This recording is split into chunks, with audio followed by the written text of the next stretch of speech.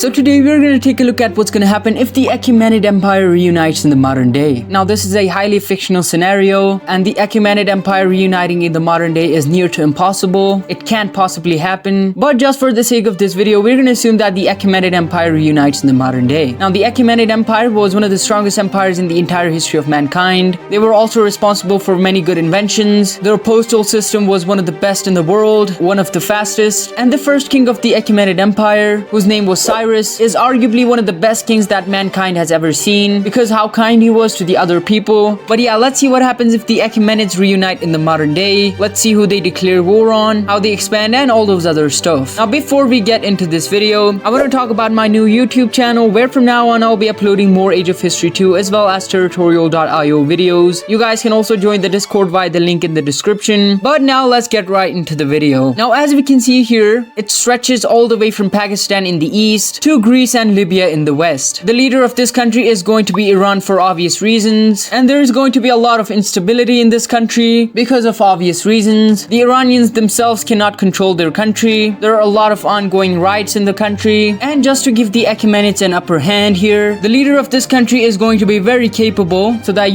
they can go on some military campaigns and other stuff, and it is going to take him 5 to 10 years to stabilize the entire nation. And in that period we can see that he has stabilized the entire nation, and he also worked on the economy. And now finally, after having a good economy and after having a good military, we can now see that the Achaemenid Empire is recruiting troops from all over the country, and it seems like they are ready for their first military campaign. This military campaign is going to be of the remaining parts of Greece, and the reason behind this invasion is very simple. The Achaemenids want to dominate in the Mediterranean Sea, which could only be possible if they take out Greece, and now things are not looking good for Greece. We can see that the Achaemenid troops storm into the remaining parts of Greece, and the Achaemenid navy also comes into action as they take out Crete. We can see that the main army is now pushing towards the capital city of Athens, and the Battle of Athens ends in a decisive Achaemenid victory. And with all of this chaos, we can see that the remaining parts of Greece just go ahead and surrender, and later on we can see that all of Greece got completely annexed by the Achaemenid Empire. Now because that military campaign was a complete success, we can see that the Achaemenid Empire now feels more and more confident, and now everyone around the Achaemenid Empire is pretty worried, and they're worried that the Achaemenids might invade them. So yeah, now we can see that the Achaemenid Empire sends some ultimatums to some of these countries, which got screwed up by the Achaemenid Empire when it came back. And these countries include Bulgaria, Egypt, the UAE, Pakistan, Kyrgyzstan, as well as Turkmenistan and Uzbekistan. And out of all of these countries, let's see who accepted the ultimatums. Okay, so if we take a look at the countries who accepted the ultimatums, those countries include Uzbekistan, Turkmenistan, Kyrgyzstan, as well as Bulgaria. But all of these other countries like Pakistan, the UAE, and Egypt did not accept the ultimatum, and that is quite unfortunate for all of these countries, as when you don't accept the ultimatums, this kind of happens. And trust me, this is not good. We're going to start off from the UAE, where we can see that the Achaemenid troops push in, capturing the capital city of the UAE, which was Abu Dhabi, which leads the UAE out of this war. And then later on this happens. But yeah, if we take a look at the Egyptian front lines, we can see that the Achaemenid troops are only following the Nile River, which holds most of the population. And after taking all of the major cities next to the Nile River, we can see that the remaining parts of Egypt just go ahead and surrender. But yeah, Pakistan here is the only country who is gonna put up a fight. So yeah, we can see that the Pakistani troops now push in, meeting up with their exclave, and we can see that they also push in from the southern parts, securing more and more regions. Eventually we can see that the Pakistanis have taken all of these lands, but this is just happening because the Achaemenid forces have not yet arrived. And now with the arrival of the Achaemenid troops, we can see that they immediately push back the Pakistani troops, and they cut Pakistan into two parts. We can see that all of the Pakistani troops who pushed in just go ahead and surrender. This exclave is taken, and the newly established capital city of Lahore was taken. It was here, I guess. But Pakistan still does not surrender, but a massive Achaemenid force arrives, and now the Pakistanis have no other choice but to go ahead and surrender. And this entire military campaign was a huge success for the Achaemenid Empire. And later on we can see that all of these countries got completely annexed by the Achaemenid Empire. Now the Achaemenids are definitely not going to stop their invasions here, as they have more and more countries to invade, and because they are very stable, arguably, country, they'll not face any civil wars as long as this leader is alive. So yeah, let's see. For their oil, infrastructure, and other good things, we can see that the Achaemenid Empire now declares war on Saudi Arabia, who is a very major country, and they might be able to put up a resistance against the Achaemenid Empire. So yeah, let's see what happens here. At first though, we can see that the Saudi Arabians are pushing into the UAE, or what was previously the UAE, and they eventually were able to push out all of the Achaemenids in this region. But up in the north, we can see that the Achaemenid troops are now pushing into Saudi Arabia, and another army pushes in from the western parts, mainly focusing on the Red Sea. We can see that the main goal of this army is to get to Riyadh, which is the capital city of Saudi Arabia, but they are eventually stalemated. We can see that the Achaemenids make a naval landing in what was previously the UAE, and they regain control of all of this region. The Saudi Arabians are now defending their capital city. We can see that the Achaemenids push in from this part, and the Saudis are now landlocked from the eastern parts. We can see that these troops push down, and they eventually were able to take all of the coastline, and the Saudi Arabians are now getting crippled. But finally, with the fall of the capital city of Riyadh and its neighboring areas, we can see that the remaining parts of Saudi Arabia surrender, and in a peace negotiation, we can see that all of these parts of Saudi Arabia were completely annexed, and the remaining parts of Saudi Arabia are now a vassal state to the Achaemenid Empire. Now, the Achaemenid Empire, if they are stable and if they have a good economy, is probably the second strongest country in the world because of having so many strong countries in this country. Countries like Turkey, Egypt, Pakistan, Iran, and now Saudi Arabia. But now they are done invading in the east, and now they want to focus on the west, mainly the European countries, and the Achaemenid Empire now wants control of some of these European countries. So yeah, let's see. Also, major alliances like NATO, CSTO, the EU, or the UN, they do not exist in my videos. Nuclear weapons are also disbanded, so yeah, keep that in mind. Anyways, the countries that the Achaemenid Empire wants to invade are Albania, Kosovo, as well as Montenegro. Kosovo and Montenegro surrender without a fight, and we can see that the Achaemenid troops are now pushing into North Macedonia, and they're also pushing into Albania. Eventually, we can see that the capital city of Tirana was taken, which leads Albania out of this war, and the Achaemenid troops now push into North Macedonia, and they later on take Skopje, and with that, we can see that this military campaign comes to an end with a decisive Achaemenid victory. And later on, we can see that all of these countries got completely annexed by the Achaemenid Empire, but the Achaemenid Empire still is not going to stop here, as they still want to expand their realm, and because of their success in North Macedonia and Albania, we can now see that they feel very confident, and now they feel confident enough to declare war on Serbia, Bosnia, as well as Croatia. And when a country this huge declares war on you, and then again you're this small, you'll genuinely have to worry about your existence, and that is what's just happening right now. As we can see that the Achaemenid troops are now pushing into Serbia, and we can see that all of these areas are secured by the Achaemenids. We can see that they also push into Bosnia as well as Croatia, mainly focusing on the coastline. The troops in Serbia now push in, and now we can see that they're at the gates of Belgrade. The troops in Croatia still push in, but we can see that Bosnia lost their capital city to the Achaemenids, which leads them out of this war, and this opens up another front line. We can see that the Achaemenids push in from Bosnia, securing the capital city of Croatia, which leads Croatia out of this war. And finally, we can see that another army pushes into Serbia, and the Battle of Belgrade ends in a decisive Achaemenid victory. And with that, we can see that the remaining parts of Serbia also go ahead and surrender. And oh wow, the Achaemenid Empire is on fire right now. Hope nothing happens to the king or anything, because if he dies, the stability is gone, and then the empire would break apart into a million pieces. So yeah, hope that doesn't happen, and that does happen. We can see that the leader of the country dies, and right on the next day, his children are now fighting a civil war with each other, but they ultimately come to an agreement where they divide up the empire. So yeah, now let's take a look at these divisions. Oh wow, this is bad. We can see that right the next month, the empire got divided up, and now all of these areas are controlled by different people, different leaders. But you know what else is worse? A coalition. And because all of these countries are very weak right now, we can see that a group of countries come together, and they decide to form a coalition against the Achaemenid Empire, or the broken up Achaemenid Empire. And basically all of these countries are going to declare war on every single part of the empire. So yeah, now let's take a look at this coalition. Okay, so if we take a look at this coalition, we can see that countries like India, Kazakhstan, Ukraine, Romania, Libya, South Sudan, as well as Oman formed a coalition against the Achaemenid Empire. And basically they have declared war on every single one of these countries, who are looking very vulnerable right now. And it's really not looking good for all of these countries because they are divided up. But just to fight this war,